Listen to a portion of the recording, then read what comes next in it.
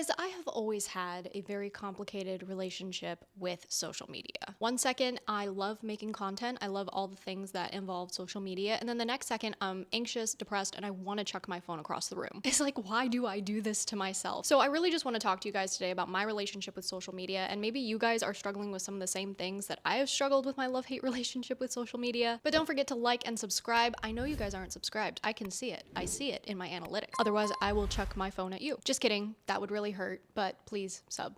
Thanks. The number one thing I struggle with when it comes to social media is how dehumanizing it is and how isolating it is. I'm spilling the tea. I literally do not care what anybody says. Social media has dehumanized us into products to be consumed, and it's absolutely sickening. Not to mention the parasocial relationships that happen through social media, the constant cyberbullying that can turn dangerous really quick depending on who you piss off, the mental health crises, group thinking, cancel culture, like I could go on and on and on. But guess what? You get all of those people who start bullying each other, try to do cancel culture in one room, and you actually force them to look each other in the eye and actually interact with each other and force these people to see each other as human beings, something very beautiful happens. Suddenly, there's no beef, and a lot of these people become best friends. Shocking, isn't it? Not so tough when you can't hide behind a little tiny black vortex. I would also like to point out that the title social media contradicts itself, kind of like the company plan, because in no universe is my idea of planning for parenthood going to be my child. Anyway, social media, really? In my opinion, there's really nothing social about social media, and it's really ruining our ability to be able to connect with people and make in-person, real-life friends. Oh, I need to go on this vacation. Oh, I need to clean my room so I can post this video. I need to show everybody my coffee. Okay, guilty's charged there. Actually, at this point, I'm basically just calling myself out, though, anyways. But my point is we're just constantly viewing each other as competition, and maybe this is just a woman's perspective of social media. Maybe it's different on the men's side.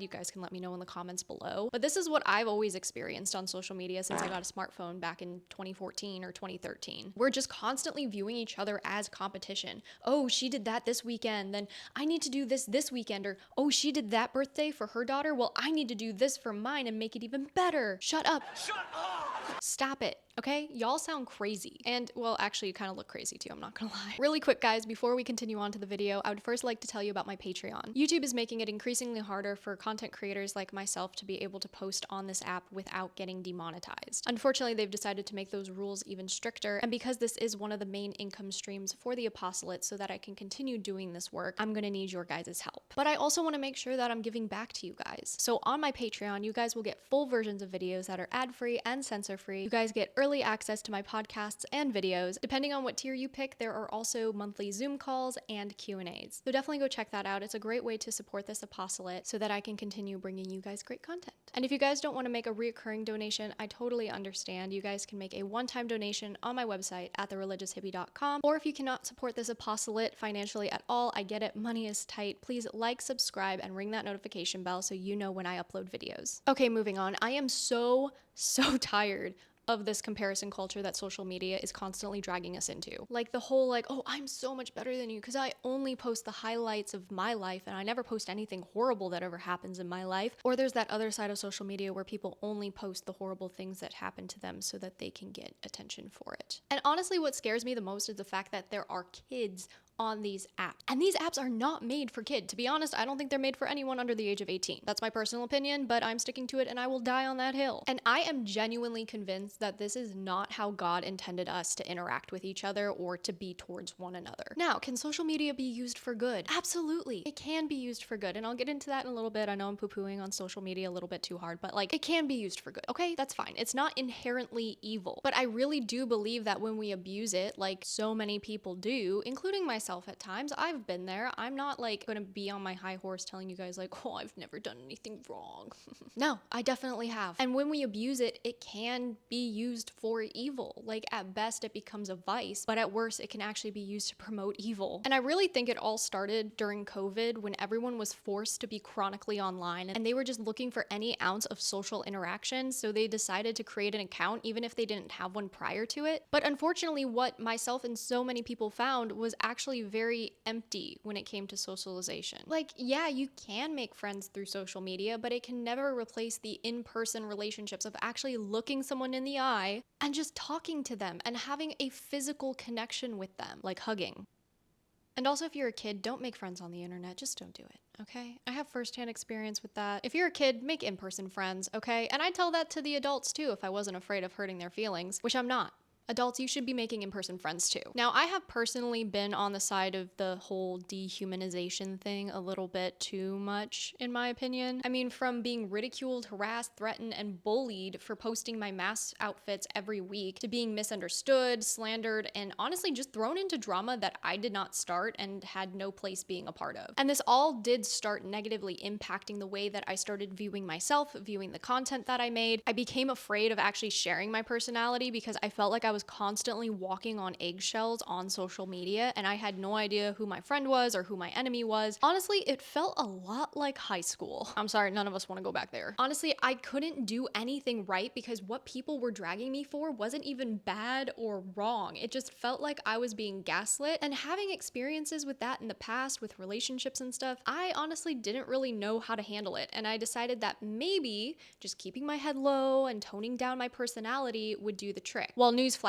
it didn't. And the world will always hate you because they hated Christ first. But I think what really got me the most is the fact that it wasn't atheists who were calling me out or bullying me or harassing me. It was Catholics, people who are my brothers and sisters. And I think that honestly is what hurt me more than anything else. But something I kept trying to remember was how Jesus must have felt the night he was betrayed, when all of the apostles scattered for safety, when Peter denied him 3 times, how betrayed and heartbroken he must have felt. And being able to unite the pain of that with his pain that he felt definitely made it a lot more bearable, and that's what we should be doing whenever we face suffering of any kind. But again, no matter what you do, the world is always going to hate you. People will think you're cringe, and you know what? I would rather be considered cringe than considered mean. Honestly, there's so much more I could say about the whole dehumanizing and antisocial aspect of social media, but I'm gonna be like talking about that forever. So now we're gonna talk about how much of a freaking time waster it is. I don't know if you've looked at your usage time at all, ever, but chances are it's pretty high. Or maybe you're that one person that has it all figured out and hardly ever touches your phone. And if that's the case, please teach me your ways. Just kidding, this is my actual job.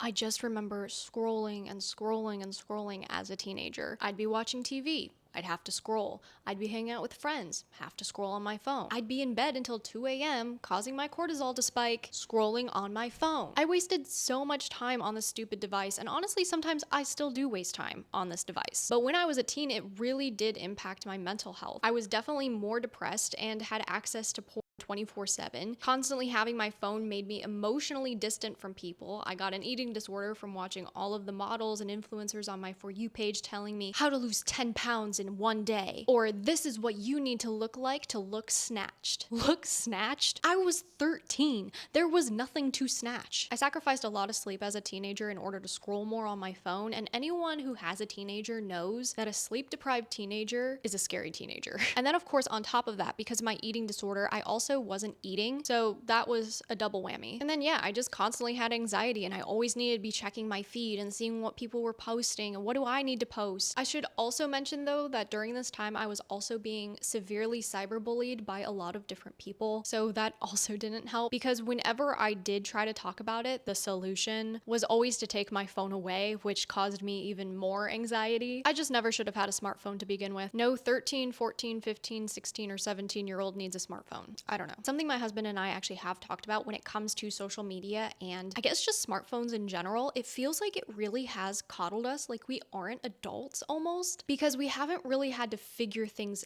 out. You have a question? Google. Or is it ChatGPT these days? Gotta get somewhere but you don't know where you're going? Google Maps. Do you need to get a hold of someone? Just text them. Don't know math? Calculator. Checkmate, Mrs. Baker. And when I was a teen, and I would definitely use all of these things to help me navigate life, I honestly didn't really have a use for my brain, so I didn't use it. And eventually that really did turn into learned dependence. So basically I couldn't do anything for myself. People had to either do it for me, or I had to have my phone tell me where I was going. It really messed up my critical thinking skills big time. And I'm 26 now, okay? And I still struggle with this whole learned dependence thing. I have to work at it daily, constantly, putting myself in situations to just figure things out. So imagine what it's doing to the kids' brains today. When I was a teenager, keep in mind, I didn't get an iPad straight out of the womb, okay? I got it when I was 14. So I had 14 years of experience and brain development before I had an iPad placed in front of my face. But there are so many kids out there who are literally born with iPads in their hands. All it literally takes is for you to scroll on your For You page to see a kidfluencer on your For You page using moisturizers and retinol creams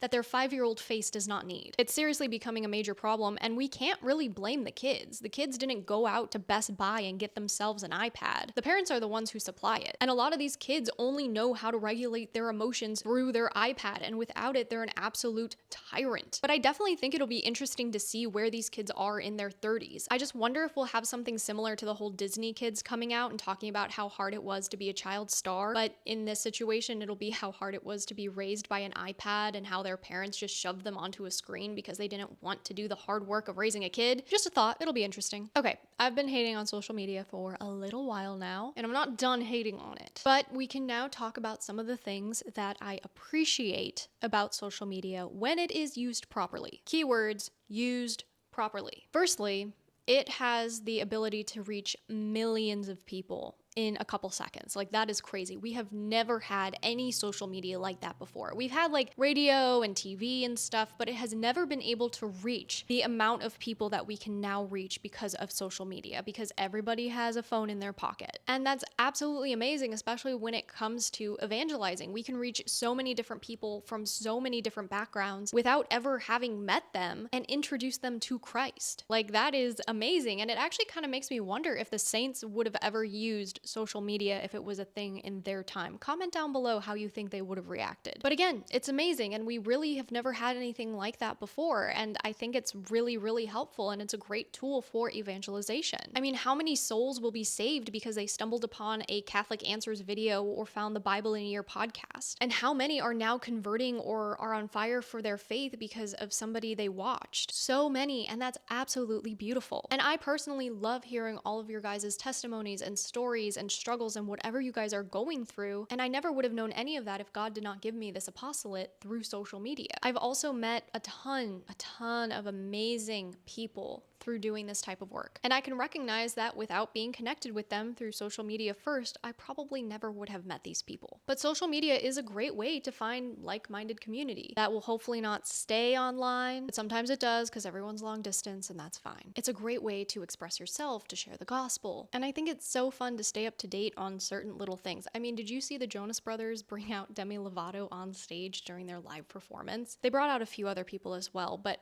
I was not expecting to have the guttural reaction that I did. I don't know, genuinely something about that healed a part of me that I had no idea needed healing. And by no means am I a Disney adult. I mean, I watched it a lot growing up and things like that, but when you're a teenager and you look up to these celebrities and then you see them go off the rails, but then they come back and they look healthy and they look good and they don't look crazy. And as somebody who grew up really fast, I didn't really have a ton of friends. And so the characters in movies and in books kind of became my surrogate friends, I guess you could say. That's kind of sad. But the point is that I would look up to these celebrities. And again, when you saw them going down a bad path, it just kind of like broke you a little bit. But now that they're back and they look healthy and they're healing and everything like that, there's just something very healing about that. But let me know what your reaction was to that below, because I would love to know what your guys' reaction to seeing Demi Lovato and the Jonas Brothers perform once again was like, because I was completely shocked. That was not on my 2025 bingo card. Anyways, I've always gone in circles with social media. You know, I'd have like, oh, I love it. Oh, I hate it. I want to throw my phone out the window. No, it's great.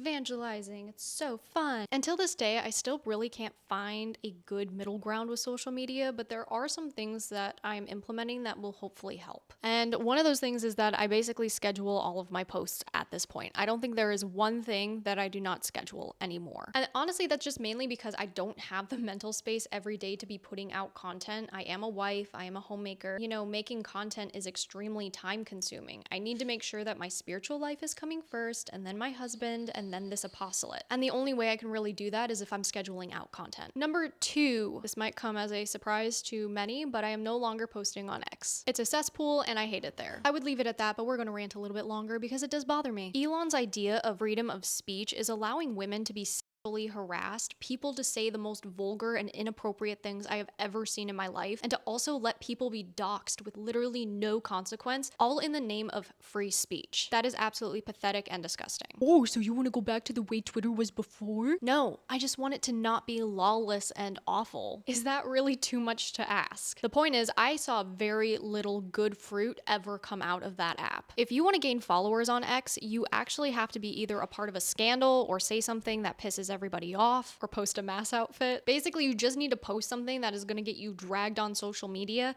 and then somehow that gains respect or something from other people, and then people follow you for that, but you're only getting negative attention. The point is, if you want to be successful on X, you either already had to have been an established famous person, or you have to go viral for doing something crazy. And I saw that pattern, and I refuse to feed into that and be a part of it. It isn't fruitful, it isn't good, and I'm tired of it bringing out the worst in people. I have never, ever seen an app make people so angry before, over literally nothing. It's truly mind-boggling to me, and I realized I needed to stop posting on that app when I started actually scheduling posts on X instead of going and actually tweeting and scrolling through X. I literally didn't touch the app except to schedule posts, and my mental health got better significantly. I realized I just wasn't as anxious, and my spiritual life improved because my cortisol wasn't constantly being spiked when I opened X. And during that process of trying to figure out what I wanted to do, I didn't automatically delete the app. So I kept scheduling posts, but then I just felt this peace from God that only God can give you. And I was like, it's time to let go of this app. This app is not fruitful. It's not going to help me. It's not what my apostolate is about. And I need to let it go. And I knew I needed to let it go for the sake of my mental health and also my spiritual health, because it's not healthy to be exposed to that much negativity and be bombarded with that much hatred for other people that you don't even know. You just want to hop on the hate bandwagon because everyone else is doing it. And that is the problem with group thinking. And unfortunately, group thinking is a virus that has taken over X. Well, it takes over almost anything if you allow it to, so it's not just X, but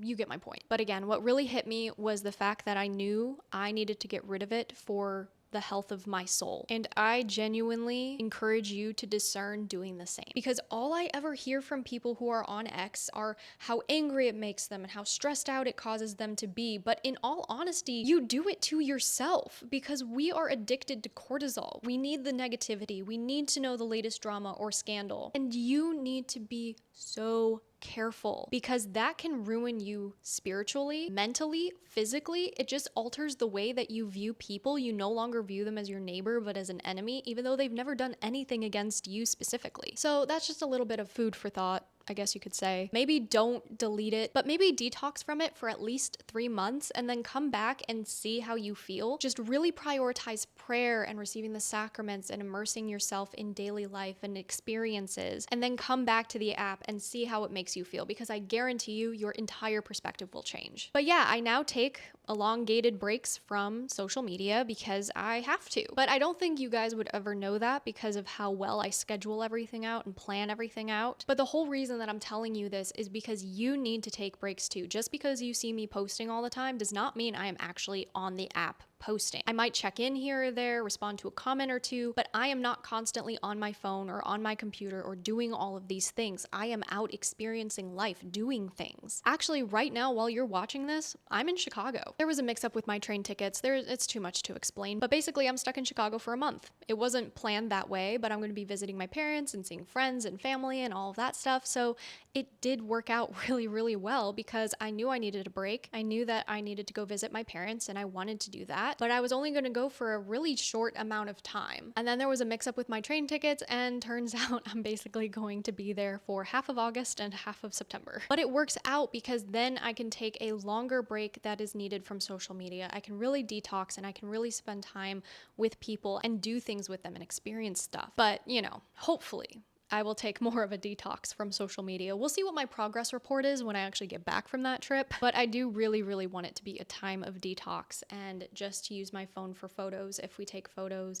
Maybe I'll just bring my camp camera, to be honest. I just do not want to worry about posting or scrolling or finding trending audios or anything like that. And you need to take the breaks too. You know, do something you enjoy. Go camping, go fishing, go hiking. Maybe you like gardening. Maybe you like drawing. Go to a coffee shop and read a book like we all dreamed about doing in the early 2010s until we realized how uncomfortable the chairs in a coffee shop actually are. Just do something. okay? Just do it. Just go out and experience life and the beauty that God created for you. He created the flowers in the field so that you would smile. He created that beautiful, cool breeze on the air so that you would enjoy it. So don't live vicariously through somebody else. Don't experience sights and adventures through social media. Experience them for yourself. Our life on earth is very short, and I feel like so many of us, myself included, waste time on social media. Now, I'm not talking about the time spent learning about Catholicism or the time spent catching up with friends or learning a skill, but I'm talking about staying up until 3 a.m. stalking your ex's new girlfriend because you can't sleep. Stop that. Anyways, that's all I have for you guys today. Don't forget to like, subscribe, and comment, and I will talk to you guys in the next video.